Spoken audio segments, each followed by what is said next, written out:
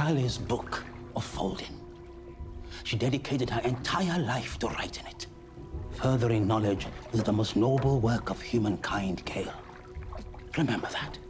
The character Kalle has popped up in the Foundation TV series a few times now. In each case, it seemed perfectly reasonable to assume it would be the last time we saw her. Why does the story keep reintroducing us to this mathematician who's been dead for centuries? In the Season 2 premiere of Foundation, Hari Seldon's consciousness is trapped inside the Prime Radiant, a device he constructed by utilizing Kalle's ninth proof of folding. He was transferred there after Gaal Dornick inadvertently sentenced him to 138 years of solitary confinement in the data storage device in the handle of Rachel's knife. In the Prime Radiant, he encounters a vision of his life partner Oona Seldon. When he notices she's using a strange speech pattern rather than talking like the woman he loved, the vision changes into Kalle.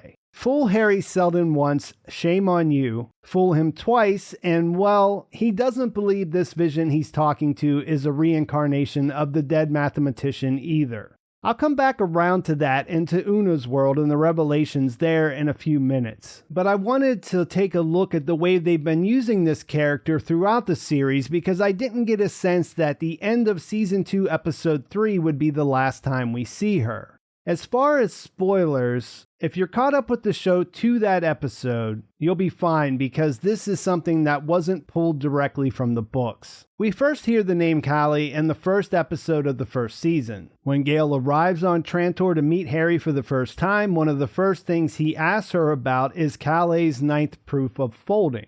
Gaal used it to solve the Abraxas conjecture, a problem that had gone unsolved for centuries. Her solution won a contest that was put together by Hari, and she was invited to Trantor as a result. Kalle's proof was the key to her solution, and Hari is impressed because in 500 years, none of the traditional scholars thought to use it. This is because Kalle's writing is poetic. Gaal says it's beautiful, but it's also hard to imagine there's any rigor there. This brings up the question of why Gaal was drawn to Kalle's work and how she discovered it on her home planet of Synnax. You see how that happened in a flashback in the 5th episode. In that, you learn that Synnax was dying from the overmining of volcanic vents, leading to melting ice caps and rising ocean levels and temperatures. When warnings of the man-made environmental disasters started to circulate, the religious population turned to their faith leaders, who eventually called for an event called the Cleanse, where universities were burned, the study of math and science was banned, and scientists and scholars were labeled as heretics and in some cases put to death. They viewed the rising ocean as a warning from their god the Sleeper. It was a challenge that he presented them that they had to overcome in order to prove worthy of his awakening. Gaal was an acolyte in the Seer Church at this time who had conflicted feelings about her faith. In her role, she discovered the teacher Aaron Sorn breaking into his condemned university to rescue books that would otherwise be lost in the Cleanse. He speaks the truth about what's happening to the planet as they talk because he knows she understands. He offers her Kalle's Book of Folding and says furthering knowledge is the most noble work of humankind.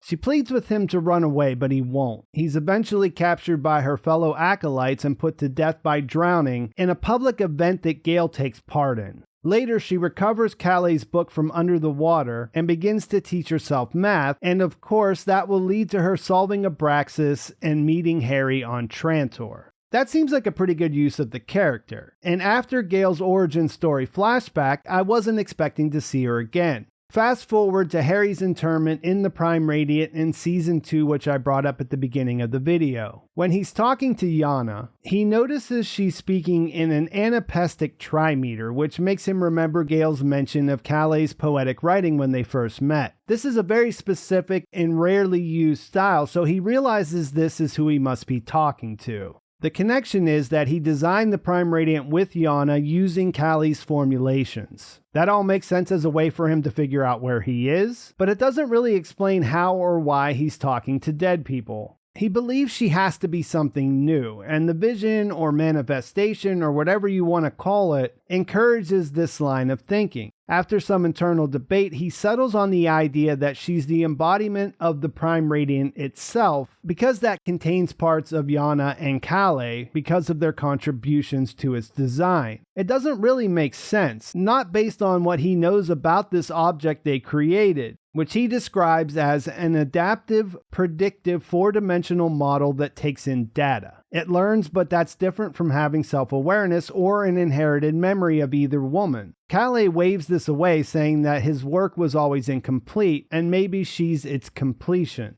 This is also pretty thin, but he has a problem he has to solve immediately, and that is how to get out of this thing, and she helps him work his way through that. Again, this is a fairly sensible way to utilize the character. It highlights the connection between Hari and Gaal, it gets Hari out of the prison she put him in, and it gives us a little backstory about how he developed his plan. This could be the end of her involvement, but it isn't, because when he figures out how to escape, she asks him to meet her on Oona's world before he leaves. As he's wont to do, he keeps this a secret and surprises Gaal and Salvor by taking the beggar to Oona's world, rather than to Ignis where they thought he was hoping to start the second foundation. When they get there, he walks to a structure called the Monuments of Industry with Gaal, and finds Kalle waiting for him. Here she's not a vision, but rather appears as a person who is able to take Hari's consciousness or his digital form and sustain it. And she can do more than that, because at the end of the episode, when they're being pursued by the mining machines, the scanners discover another human on Oona's world that turns out to be Hari. We don't see how that happened, and he doesn't know either. But Kalle was able to take his consciousness and put it into a body that looks exactly like he did before he died. Beyond this inexplicable development, there are a couple of details that seem important here. While they were walking, Hari told Gaal the story of how the Empire used the mining machines to extract all the resources on the planet, and then turn them on the population when those were exhausted. This explains why they woke up and tried to attack them, and why when the beggar got away, they started to go after this new version of Hari. It also hints that Kalle is not a human because as far as we can tell, they weren't interested in her. This means that Oona's world is a pretty good place for a non-human entity to set up shop because they can conduct their work in peace while having that extra layer of protection that prevents anyone from stumbling onto their hiding place. The other detail that's there is that Hari tells Gaal that Oona's world's palladium was exhausted 3,000 years ago. This brings to mind Brother Day talking about Emperor Hanlo in episode 2. He told Demerzel that her dynasty began 4,000 years ago and lasted for 2 millennia, which means that her family was in power while the mining and subsequent slaughter of workers took place. The only non-human entity we've met so far is Demerzel. She was introduced to us as the last of the humaniform robots, with the rest of her kind all being wiped out during the robot wars. Based on what we've seen on Oona's world, the most obvious explanation is that Kalle is also a robot. We don't actually know much about the robot wars, including exactly when they happened. As far as I can tell, there are some conflicting dates out there, but showrunner David S. Goyer went on my friends Aaron and Jim's Foundation podcast over at Bald Move. He told them that the robot wars happened approximately 5,000 years before season 1. This means that there shouldn't have been any humaniform robots involved with the mining operation who would be left behind. Theoretically, Demerzel could have been there, and that might explain why she lingered to look at the mural of Emperor Hanlo. But either way, she's been in Trantor in service to the Cleons for the past 400 years. This is where things get really interesting, but also where I have to be careful about speculating, because having read Asimov's complete Foundation and Robot series, I know how he ended the story before he died. Even though we're in a different place, anything that I would call a theory would be influenced by that. So I don't want to put my finger on the scale one way or the other, but rather point out the clues that the show is giving viewers to work with, and try to look at what it's asking us to pay attention to.